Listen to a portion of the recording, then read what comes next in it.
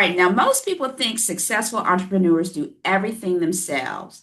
But what if the real secret to scaling is learning how to build the right operational support behind the scenes? Now, today we are talking to Renee Hastings, founder of Executive Help Now, a boutique business operations company that helps founders scale, simplify, and stop drowning in the day to day. Renee, welcome to Side Hustle Saturday. Hey, Lisa, I am so excited to be here. I'm excited to have you here. Y'all always know I got a funny story, right? So I connected with Renee through an amazing platform called Podmatch, where it matches uh, podcast hosts with guests and vice versa, guests with podcast hosts. And I've just been on the platform for about, I'd say like 3 months, and I've met some really, really great guests. And I connected with Renee and read about her business. And I was, because I'm really in the process of trying to find somebody to help me with my day-to-day operations. Because if you can see my gray hair up in here, because, I'm wearing all the hats right now. And I found her story to be really, really amazing. And when we had our pre-meet, because I always do that before I meet my guests, child, we was talking. I mean, that could have been the interview right there. Am I Right, right. Oh right? my goodness, so fun, so fun. But Renee, tell us Side Hustle Saturday. Tell us about Executive Help Now.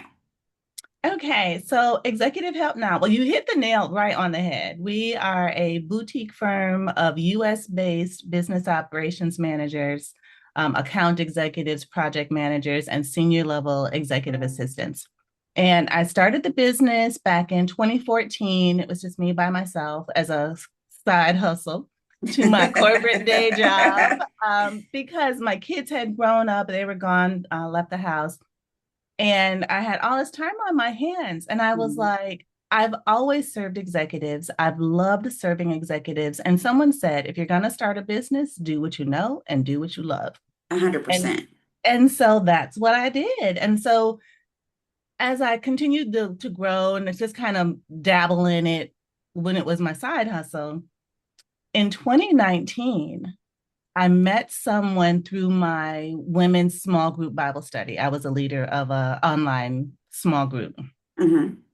And one of the ladies, the very first member of our online Bible study group, lived in Chicago. I'm in Atlanta. And we had gone to the same church.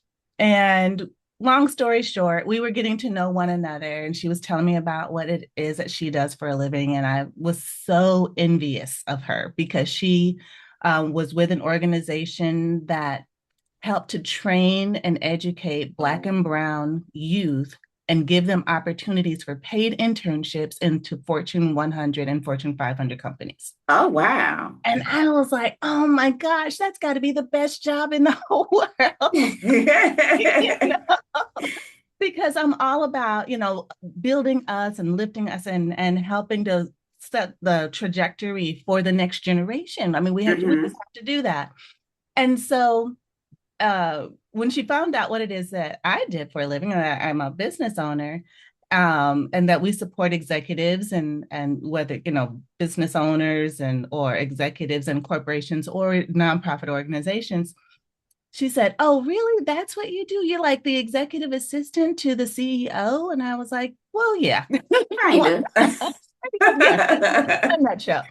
And she says, "Wow, that's so awesome." She goes, "My boss needs an assistant. He hasn't had one in a year, and you can tell." Okay, I said, "Well, they'll introduce us." Long story short, she introduced us. Once he understood the concept of how an assistant could support him successfully Hmm. remotely, and it had started to come naturally for him because at first it didn't. He couldn't get it. Like he was one of those who came from the early years where the secretary sat right outside the office, Oh, okay. and Hmm. you could tap on their desk as you're walking by, kind of thing, and see them sitting right there, holler from your desk at them to come get you coffee or something. So anyway, So that's what he was used to. That's the environment that he grew up in. So this whole remote assistant business was foreign. And but once he got it, he said to me, "You need to figure out how to scale this thing. This is genius." And Oh, I'm wow. telling everybody. Hmm. And he literally, wherever he went, he was singing our praises about the difference that we were making in his life personally and within the organization, supporting all the different departments. And it was just, he was our biggest ambassador. And Hmm. from there, the business just kind of took off and started growing to the point where I could no longer support him by myself. I needed to build a team. So I took his advice. I figured out how to scale the thing. And it went from me just being the only person providing support as a side hustle to now being a whole business owner, where we now have a business operations manager of our own that oversees success coaches that oversee a team of about 30 assistants now. That's amazing. And you do more than just virtual assistants. You have different pillars of your business. What are those pillars? Yes, absolutely. So we'll each of our team members has administrative support as a background, as a basic standard for everybody. But then on top of that, they each may specialize in something different, whether it's graphic design or social media management or project management or HR or just different uh, aspects of businesses they may have a specialty in. So when I'm meeting a client or a potential new client for the first time, we have a conversation and they tell me where their biggest pain points are. What are the things that are keeping them from reaching that next level? What are they spending their time on that they would rather not be spending their time on? And if they weren't spending their time on doing that thing, their business could grow the way they really wanted to. So once I have that information, I start going through our team to figure out who best matches, who can best meet the requirements of this scope of work. So when I'm going through that assessment, I'll then present different profiles for them to choose from.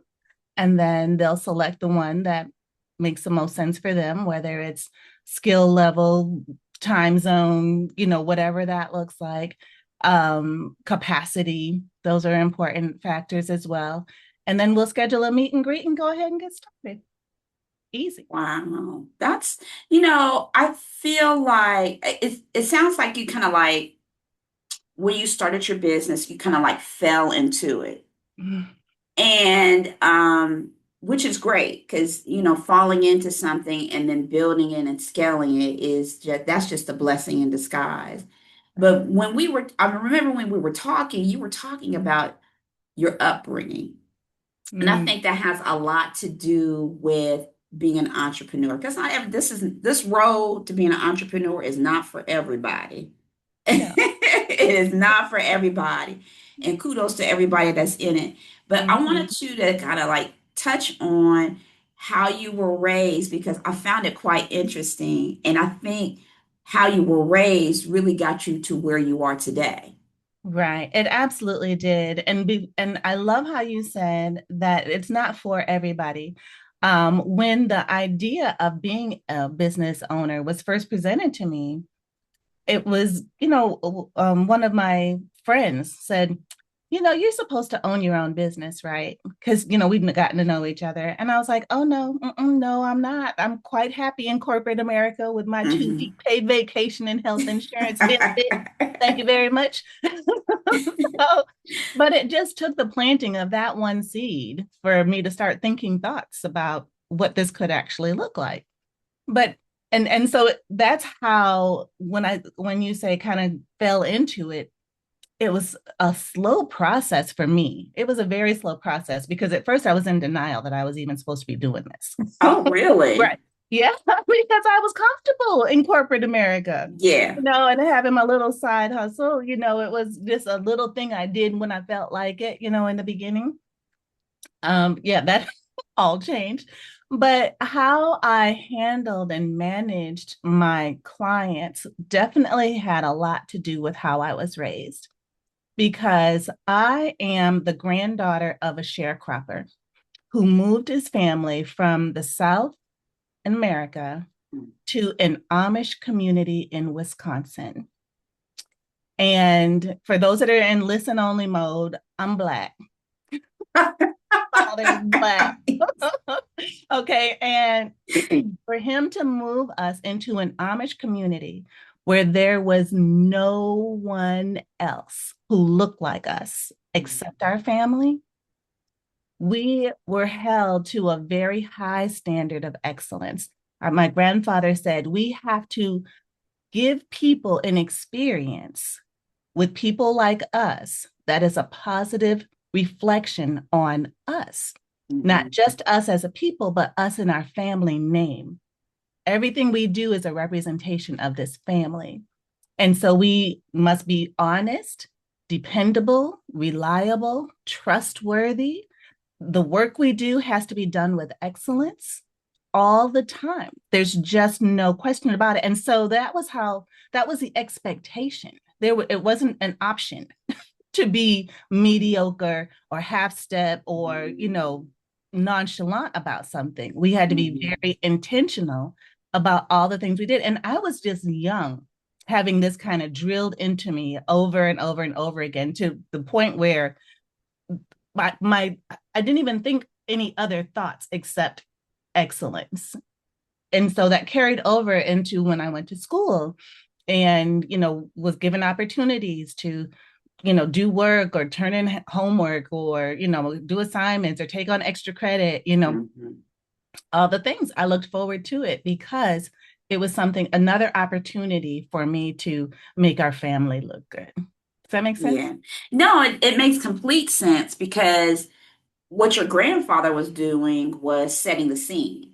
Yeah. He was giving you that acumen, I call it acumen, Mm-hmm. for excellence, for showing up, for doing the right thing, because I think that's important when you have a business. And I Yeah. think that's where some businesses kind of start to flail because they don't have that acumen. They don't have that, okay, I'm gonna answer your email in 24 hours, or I'm gonna give you great customer service, or the service that I do give you is going to be white glove. And that's how I got repeat customers because people were like, I love working with so and so because she was incredible. And I Mm-hmm. think he just set the stage for you at such an early age, which is probably why you are here today having your own successful business. Yes, I definitely owe a lot to my grandfather. Um, I also am a woman of faith. Hmm. So I trust God for pretty much everything and help and guide and direct me through all of this. Because even though I did, so part of the story that of me growing up that I am not sure I shared with you was that I graduated from high school at 16. Did I share that part? Yeah, I think you did, but tell the people anyway. Okay. So I graduated from high school at 16 years old. I really loved school and did really well. Um, and I through the summer youth employment programs the years before, we got exposed, to different opportunities to do work in different areas and different fields. And so I got a job at the Madison Urban League, helping them organize a library. I got a job at Norrell Temporary Services, helping the franchise owner operator with providing temporary employment for people in the community. She was a Black woman. And I made this inner vow at a very young age that one day that I would own a business, but I'd forgotten about that. I was 13 when I when I worked for her, or 14. And so when I graduated from high school at 16 years old, I also graduated with a 1 month old son.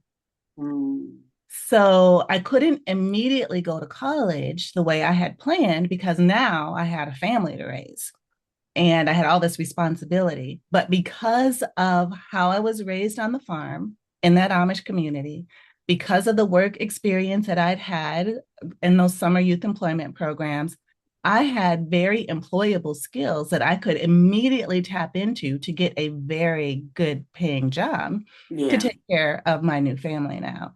And yeah. so, and it was in the clerical field, it was, administrative.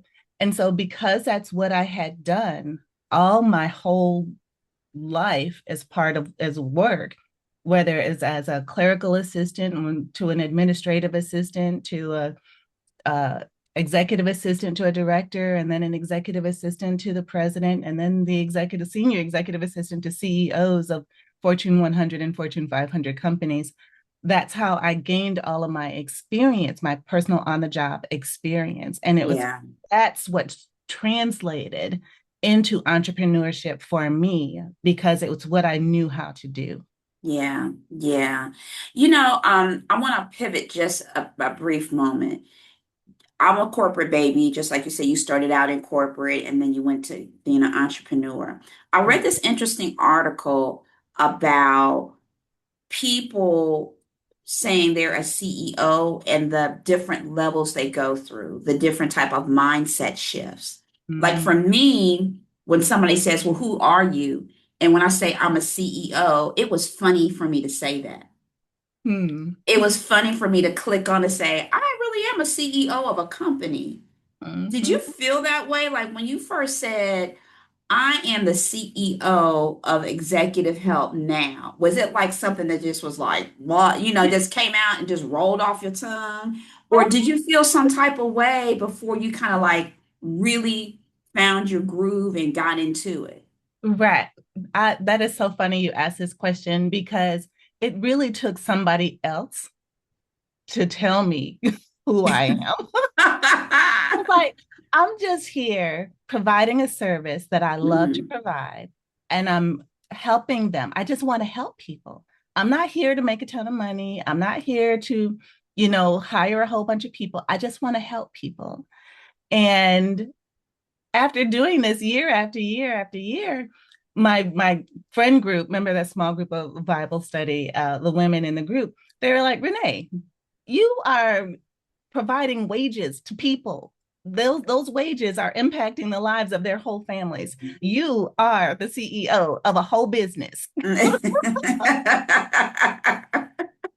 And here I am in my mind. I'm just, you know, trying to keep my work life balance, Right. Doing balanced what I and know. doing what I know how to do. And then when I did finally bring on my first assistant, and went through all of the challenges of what that looks like and having those issues with delegating, which is probably another story for another day, unless you Oh want no, to we're talk. gonna talk about that. That's one of my questions.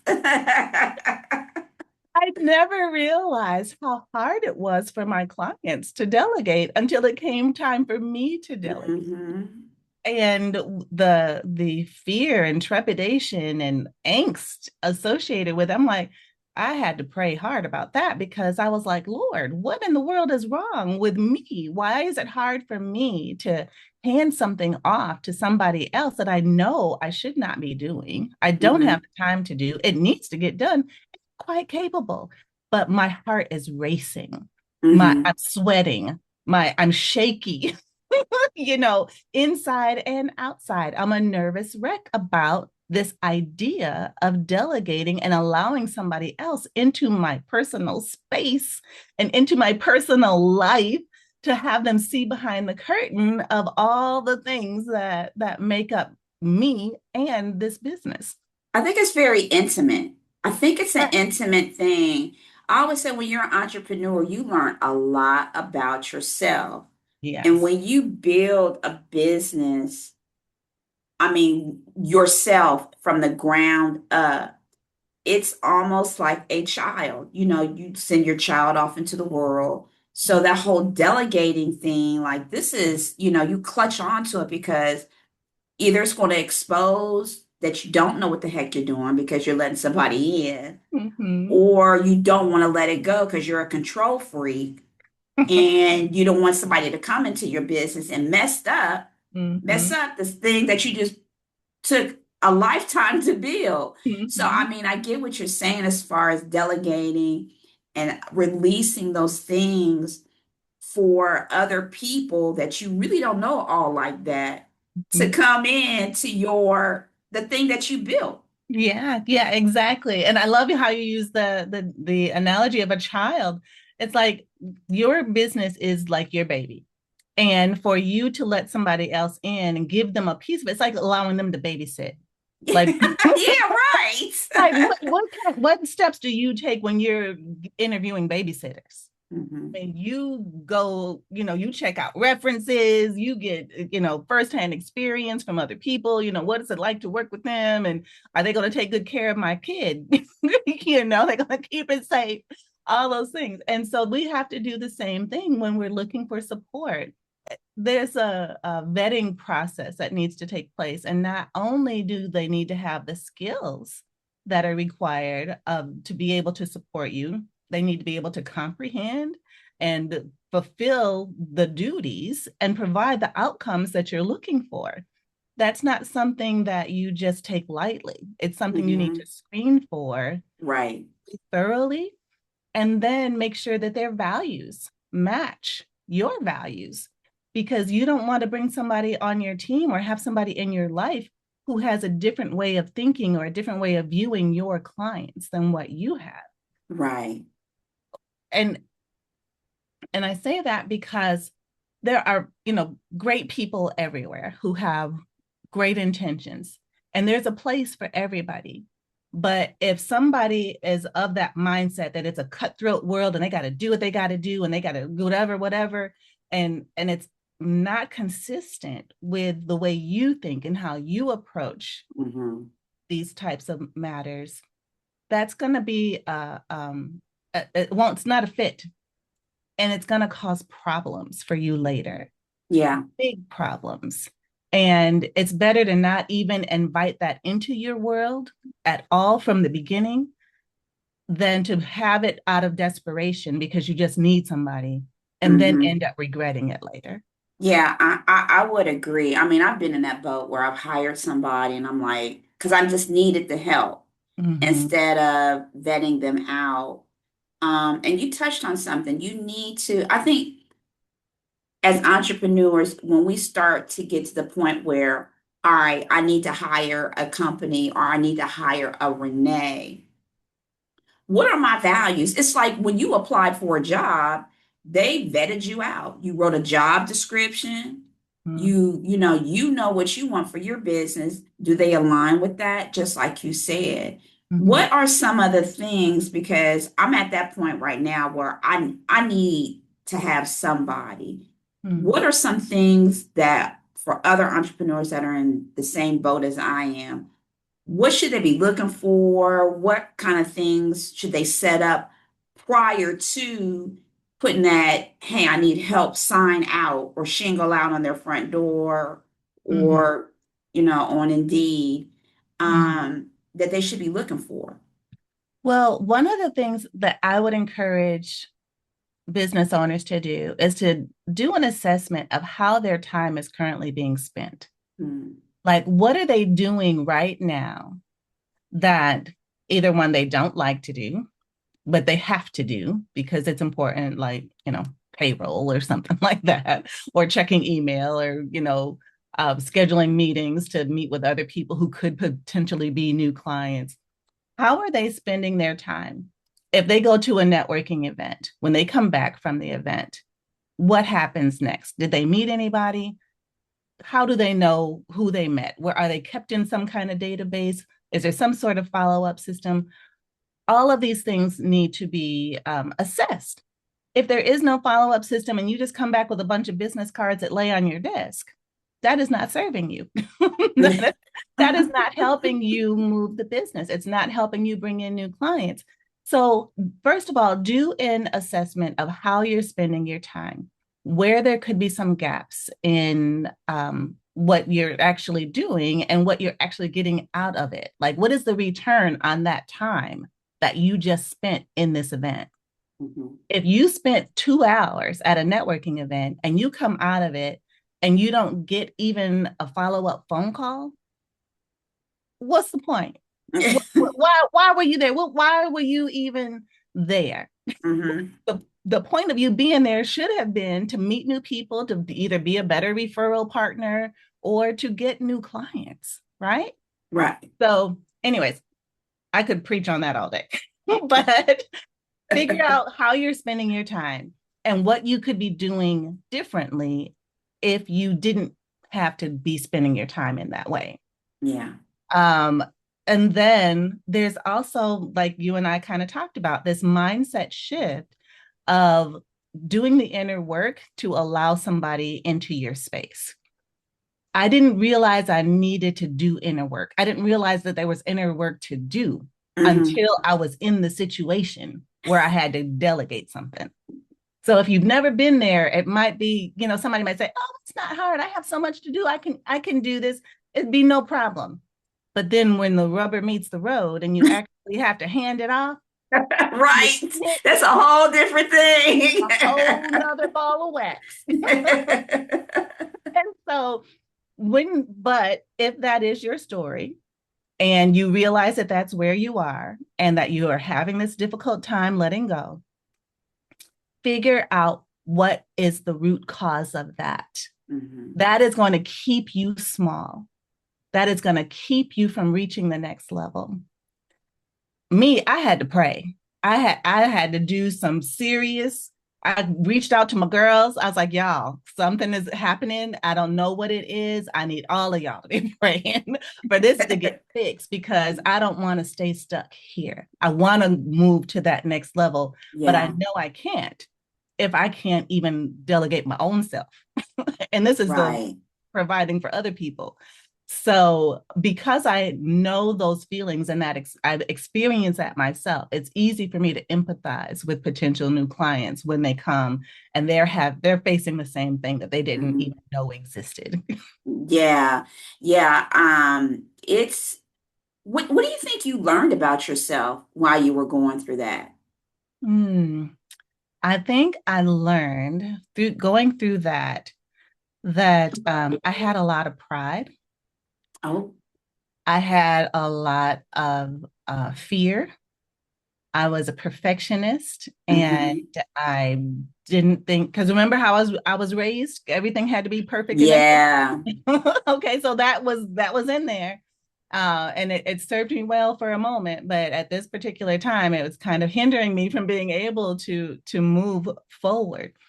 And it was hard for me to forgive, and I don't even know if forgive is the right word, but if somebody made a mistake, I was so hard on them. If I made Yes, Really? if I made a mistake, I was hard on myself. I beat myself up so bad because I made a mistake. Hmm. So trust me when I tell you that the healing process that went along with all of that, the therapy involved and all of that, it was a whole thing. Yeah, it was a whole thing. Hmm. Yeah, I'm with you on the perfectionism starting out because I was like, well, who am I trying to impress? Am I trying to really run a good business? Or do I have this facade where like I got it all together, I'm perfect? And I feel like there's beauty in imperfection, Mm, and I think that when people want to see you stumble, not in a bad way, but that just shows that you're human. And I make mistakes too. And hey, you can learn from my mistakes. I tripped up. mhm, Yeah, I did. I might not be as consistent because I got this going on. And you'll find that you'll have a community that's like, me too, girl. mhm, I mhm, tripped up too. mhm, I'm not perfect, but mhm. I'm still here. And I Yeah. think people need to see the messy. Yeah, and it's very true. They do need to see it. I'm still trying to get to the place where I find the beauty in it. I'll tell you, I'm a work in progress because it's still, even if I'm thinking now, I'm on my team always about using our internal communication systems to practice sending messages with no typos because they're a reflection of us. We can't Yeah, have work out here that is subpar and low yeah, quality. We are people of excellence. Our work is of a higher standard than what you can just get off the street with some Joe Blow. That's right. not us. We are, I have high expectations of you. And so I give them the opportunity to practice what it looks like. So even though we're communicating internally and it's just me to you and you're my teammate or you're communicating peer to peer, I still expect that you will speak properly. You will not just whip out words that are misspelled, but you'll take this time and opportunity to double check your work to make Mm-hmm. sure that it says what you wanted to say, that it looks the way you want it to look before you press the send button. Because Right. what you do in the house is what you're going to do outside the house, right? How many times have we heard that growing up as kids, Mm-hmm. right? Right. Same applies when you're at work. That's very true. Um, with AI, because you know it's everywhere, Mm-hmm.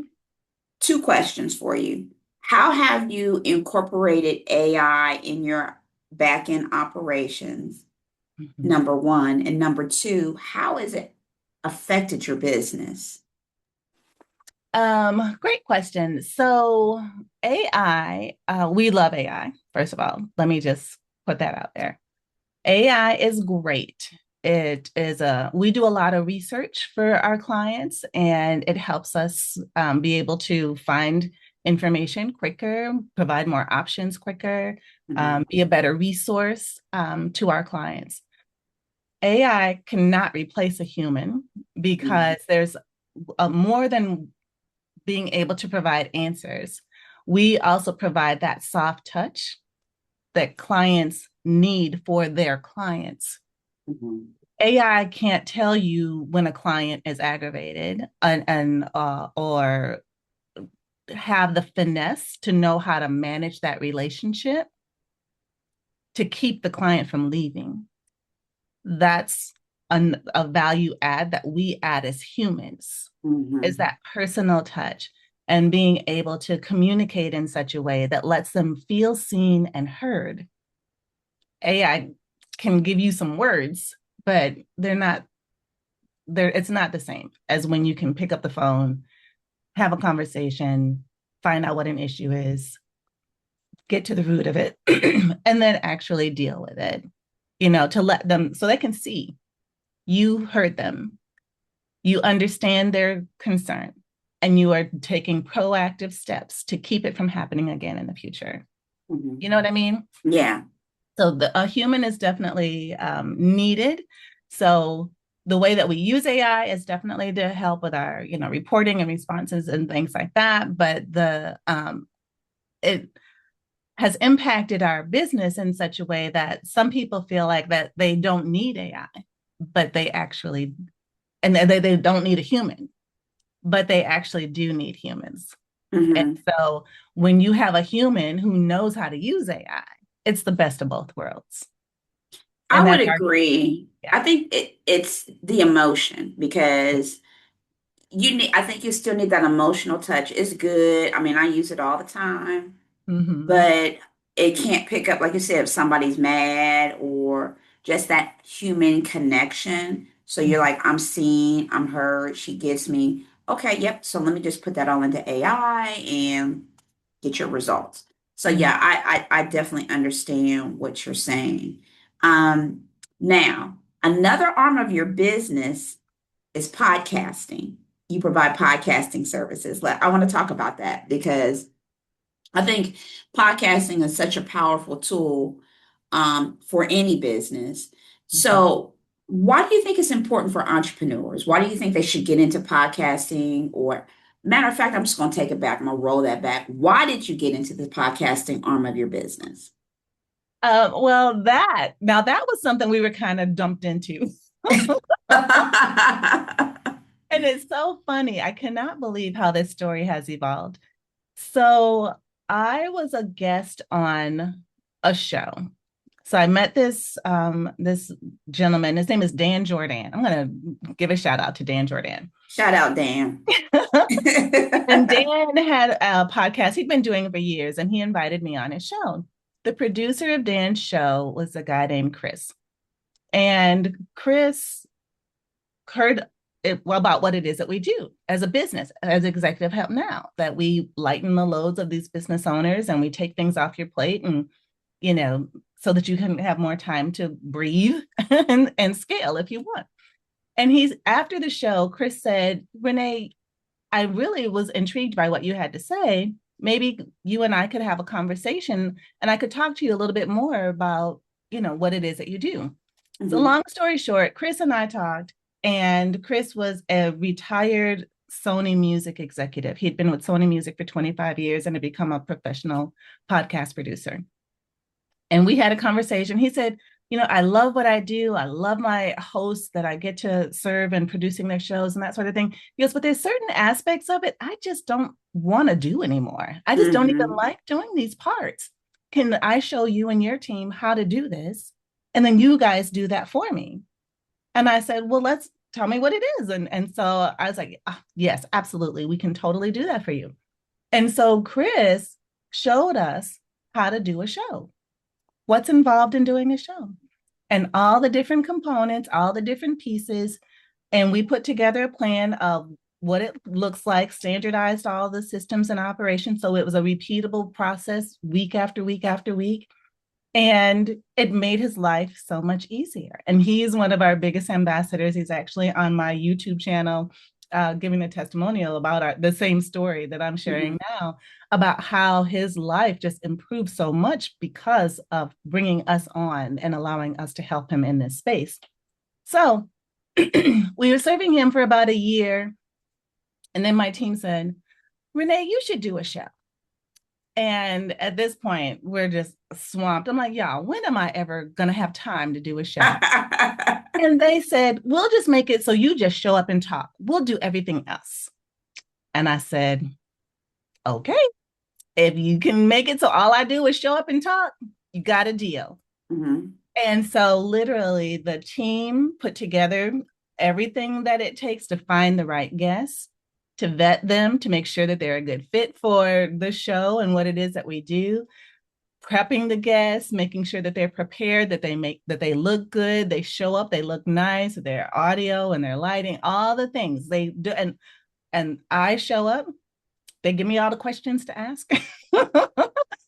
And I literally go by what they tell me to say. And then of course I added my own little things, and we may go down a whole nother rabbit hole if the conversation is good. Right. And after that, they'll take the show, they edit it, they chop it up, and they give the clips to the guests for them to promote on their social media platforms. They put it on my social media platforms, and it's everything is done.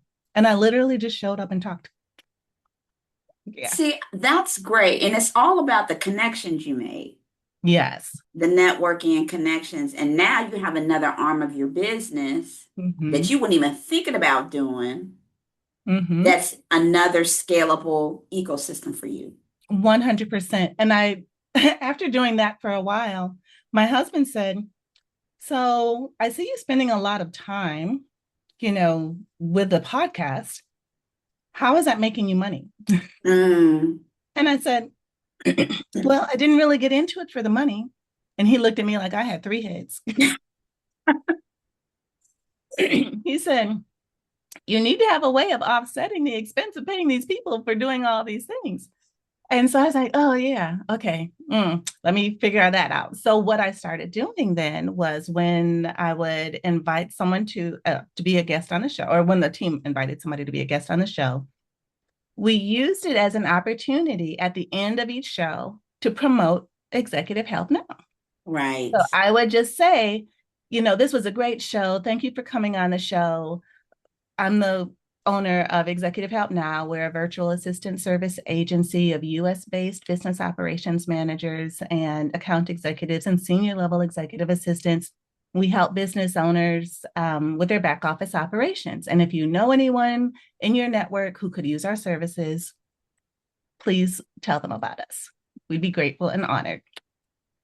And that was the extent of it, right? That's all I would say. No hard sell, no push, no nothing. Because I shouldn't say what I'm not, but I'm being a salesperson is not my gift. Hmm. It's not my calling. It's That's just not my ministry. not ministry. No. And so I honestly believe that whoever is supposed to be our client will be our client, and Right. whoever is not won't. And that God is just good all the time. Right. 100%. Yeah. And so Um, but from those conversations and from those introductions and from those interviews, I've been able to meet some of the most incredible people and be Hmm. invited to other stages and other opportunities and other webinars and other speaking events as a result of meeting this person on my show. Yep. They've eventually become clients and referred other people who have become clients. And so it's a great marketing tool. Every business owner needs a podcast to speak to their audience who they serve, especially if they are in a business that is very specific. Yeah. Say that they are a vet who takes care of exotic animals. you know, they need a podcast because there are people who want to know everything about exotic animals and how to care for them well. And they need people to help educate them so that, they can feel this interest or help them with their business or whatever. Do you know? Am I making sense? I feel like I'm making. Yeah, 100%. It's a community that you're building. Yes, yes, absolutely. And the more niche you are in your business, the more you need a podcast. Right. I would agree. All right, so let's have some fun now. I got some rapid fire questions for you. All Okay. right. Coffee or tea? Coffee. Early bird or night owl? Night owl. Favorite AI tool? I'm gonna say my favorite AI tool is oh my gosh, this is supposed to be rapid. I'm gonna say I don't want to say Chat GPT because I'm falling out of love with Chat GPT. I'm gonna say Claude. Claude, okay. Biggest business lesson? Biggest business lesson: put everything in writing. Every Oh, everything. Don't be nice and do favors. I'm not, I know some people might say, well, you can barter. Don't barter services. Somebody's going to end up losing in the end. You're going to mess up relationships. Anyways, it might sound like I'm speaking from experience. no, Been there that's the truth. Put everything in writing. before, to put everything in writing. All right. Anything One word that describes entrepreneurship. fun. Most underrated skill for success. Personality. What's harder, scaling people or scaling systems? Scaling systems. Favorite podcast? Renee speaks. One thing you tell your younger self. Oh, you can do this. Awesome. Thank you so much, Renee, for being on the show. I told you it was going to be a girl chat. I think this was so great. And I'm hoping that from your story, we're helping other entrepreneurs out there as well who are either looking to build or scale their business and child, they just need some help. Right, They need absolutely. some help. What's next for executive help now? So, well, the podcast business that you mentioned, Mhm. that leg of the business is definitely growing.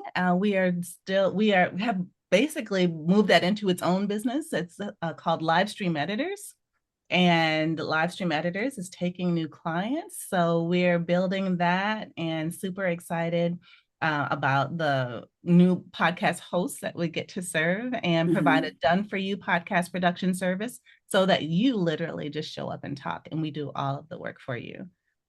So we've taken that and kind of put our little sauce on it and made it an incredible guest experience that will definitely resonate with your audience and the audience of your future guests. So that's one thing that's happening. We're going through a rebranding right now, Me too, um, girl. and so pretty soon you'll see a different look and feel for executive help now. Do you think you'll want to continue to scale, or if somebody approached you, would you sell?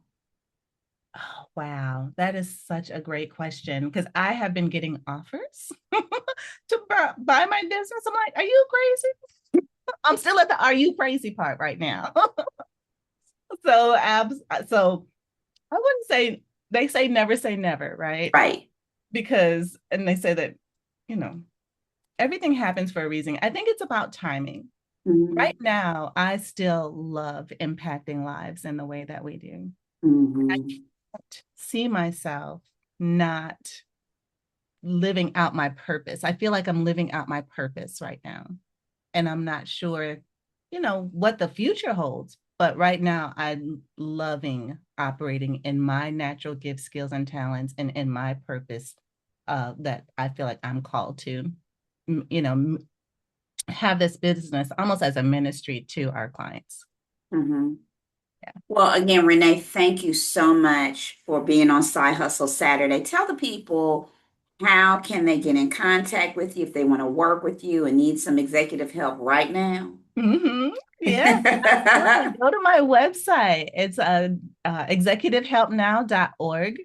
We are not a nonprofit, but it's .org. Um, that's a whole nother story for another day. We're on all of the socials. On LinkedIn is the best way to reach out to me, connect with me. I connect with pretty much everyone, especially if we have mutual connections. Hmm. And I love, direct messages within LinkedIn and scheduling meetings and getting to know each other, people that way. Instagram, Facebook, YouTube. Definitely check out the show. Renee Speaks on YouTube. We have an episode that drops every Friday at 1 o'clock Eastern. And so like, share, and subscribe and hit the notification bell. Y'all make sure to subscribe. And for y'all, for Side Hustle Saturday, please, y'all know what to do. Subscribe to my channel. Tell a friend, tell a fellow entrepreneur because we're out here trying to build a community. I heard the other day that in the next few years, we're all going to be, entrepreneurship is going to be on the increase. Oh, yeah. But we'll save that for another day. Again, thank you, Renee, for being on the show. Side Hustle Saturday, I'll put all of her information in the description below. Y'all know where I'm at and all my channels. And like I said, I'm doing some rebranding, so stay tuned for that. And as always, I will talk to you soon. Bye.